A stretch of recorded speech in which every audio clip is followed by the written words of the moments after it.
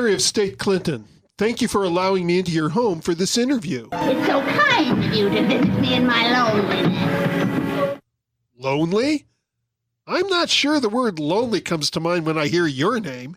You seem to have many followers, and yet you also have a lot of scandals in your closet.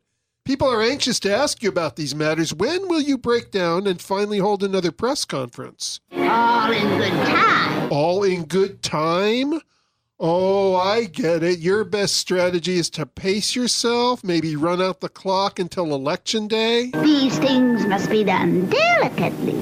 But the FBI still has a lot of unreleased emails. So does WikiLeaks. Have you anything at all to say before those emails go public? They're no use to you. Give them back to me.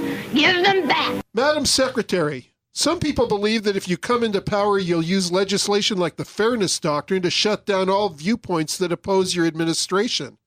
I must admit, I believe this too. You'll believe in more than that before I finish with you.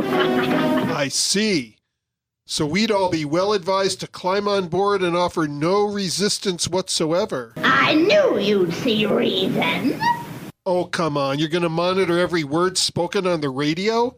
What if a person says something well-intentioned and it only offends people by accident? I can cause accidents too. Can you?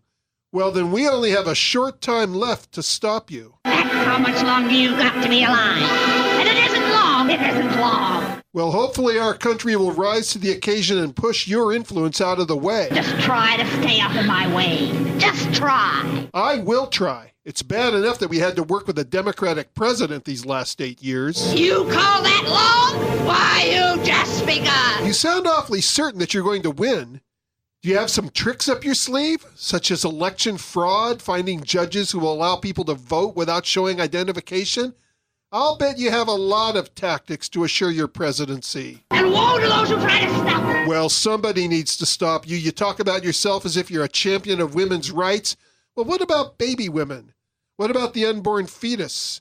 Do you have anything to say to her? I'll get you, my pretty. And the male fetus? Same fate? I'm taking him to the sheriff and make sure he's destroyed. And there's nothing we'll be able to do to stop you? Unless you want to go against the law. Well, Madam Secretary, thank you for your time. You know, hearing your voice reminds me of something one of your opponents once said. Some people without brains do an awful lot of talking, don't they?